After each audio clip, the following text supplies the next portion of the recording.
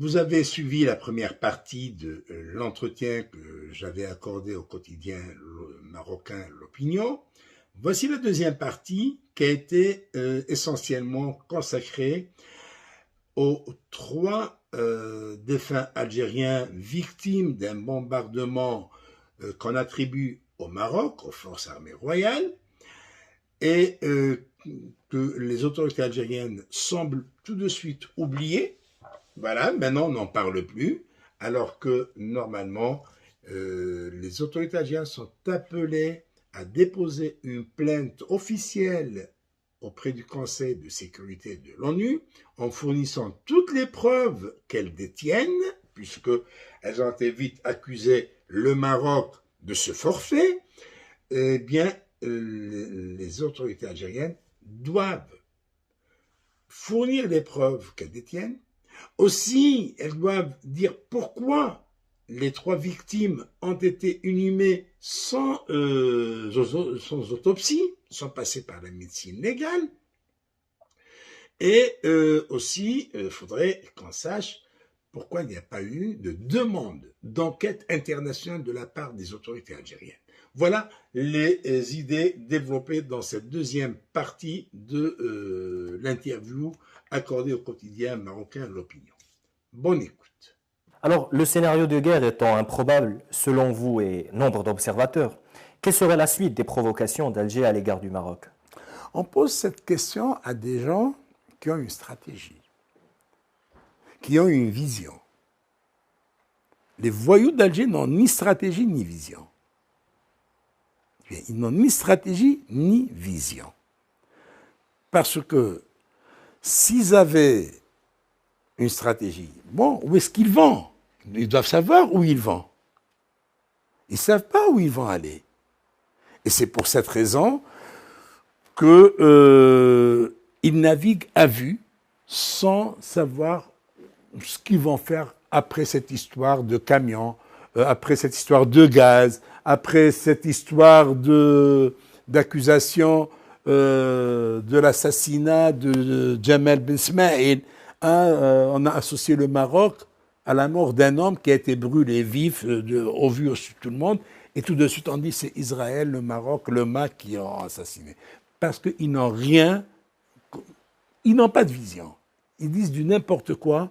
Et à leur âge, ils continuent à mentir. On ne peut pas mentir quand on est État. Un État ne doit pas mentir. Et c'est pour cette raison qu'aucun pays dans le monde n'a suivi la bande de voyous dans ses accusations contre le MAC, contre Rached de terrorisme, n'a jamais cru en leur histoire. Même quand ils ont écrit à la Ligue arabe n'a pas répondu concernant l'incident de Bir Lahlou. Même quand ils ont écrit à l'ONU, de toute façon, bon, il va y avoir une enquête, et je crains fort que les résultats de l'enquête vont encore constituer une gifle pour l'Algérie à travers cette bande de voyous. C'est que l'Algérie se trouve humiliée quotidiennement à cause de ces voyous. Et c'est pour ça que je les appelle voyous, que je les dénonce régulièrement. C'est par amour à mon Algérie à moi, à notre Algérie, pas à l'Algérie de Cherchaboun et du général Droupi, hein, ce vieillard qui refuse de lâcher prise, qui est toujours accroché à son fauteuil. Et aujourd'hui, l'Algérie est otage de l'orgueil de ce bonhomme. D'autant pour réagir sur le point que vous avez abordé concernant l'incident des camionneurs. Alors, selon la Minorso, la zone en question où se sont déroulés ces événements a depuis toujours été revendiquée par le Maroc. L'Algérie a-t-elle la légitimité de réagir sur cet incident? Écoutez, l'Algérie, en tant que pays victime, c'est-à-dire ses citoyens ont été victimes d'une attaque, quelle qu'elle soit, que ce soit par drone, que ce soit par obus, que ce soit je ne sais quoi, en tout cas, il y a mort d'hommes. Il y a des Algériens qui sont morts. La vie d'un Algérien a une valeur. Ça vaut de l'or, ça vaut ce que ça vaut. La vie d'un Algérien, c'est pas un chat qui est... Bon, parce que pour les Algériens, pour le pouvoir en Algérie, pour la bande de voyous, ils s'en fichent éperdument. Mais nous, Algériens, nous accordons de l'importance à nos morts, à nos vies. Maintenant, l'Algérie est en droit de réclamer vérité et justice concernant la mort de... Malheureusement, il n'y a pas de représentant de l'Algérie pour réclamer cette vérité et cette justice, pour la rendre à ses victimes. Il faut rendre justice à ses victimes. Qui les a poussés à être dans une zone militarisée? Aujourd'hui, même ces gens morts sont l'objet de doutes. Pourquoi? Parce que le peuple algérien doute de tout ce qui vient du pouvoir en place. Le peuple algérien ne croit plus en ces menteurs. Cependant, les Sahraouis et les Mauritaniens, puisque ça s'est passé sur leurs frontières, sont appelés à se prononcer.